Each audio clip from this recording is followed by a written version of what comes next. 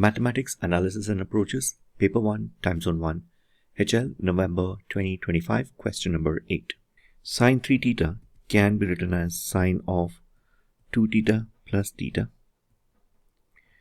So here I can use the formula sine of a plus b, which is nothing but sine a cos b plus cos a sine b.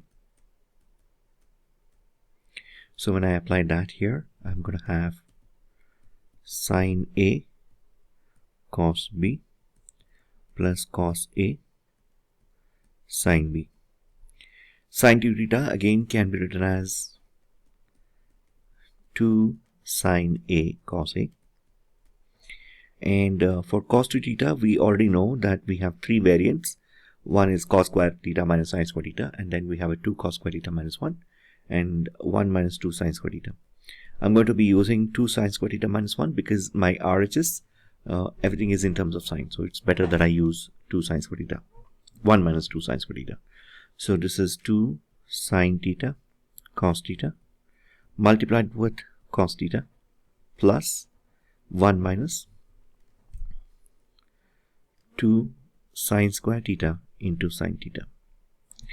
So this term will become 2 sine theta cos theta into cos theta is cos square theta plus, when I multiply this, is going to become sine theta minus 2 sine cube theta.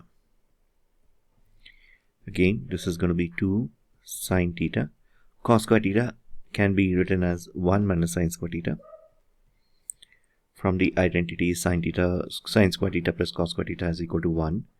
I can do that. And the remaining part continues, and we're almost there.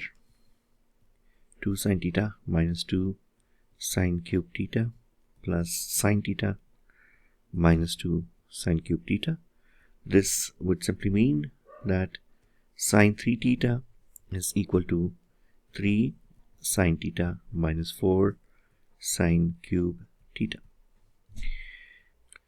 So if you notice, this is nothing but sine 3 theta. 6 sine of theta plus pi by 6 minus 8 sine cube of theta plus pi by 6. So here I take a 2 common out. What I'll remain with is a 3 sine of theta plus pi by 6 minus 4 sine cube of theta plus pi by 6. Okay, so which is going to be equal to y is equal to 2 sine 3 times of theta plus pi by 6. Right. So from y is equal to sine theta, I am moving to y is equal to 2 sine of 3 times of theta plus pi by 6. What do we know? We know that if the equation is something like that,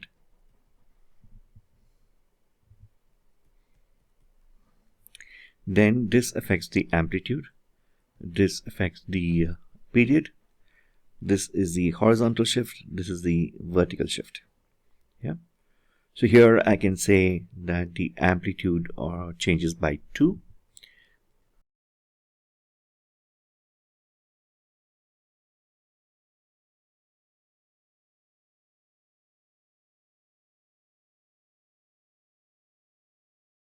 Let's quickly look at the mark scheme.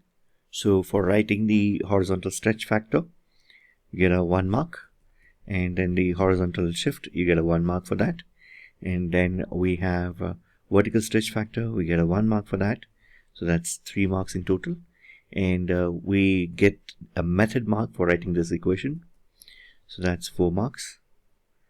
And going to part A, in part A you get a 1 mark for using the formula, which is here, using sine square theta plus cos square theta as equal to 1. That you get a 1 mark. Writing the double angle formula, you get a 1 mark. And using cos 2 theta formula, you get a 1 mark for that. So that's your 3 marks. And attempting to use this gets your method mark. So that's your 4 marks in total. That's it for the video. Thank you.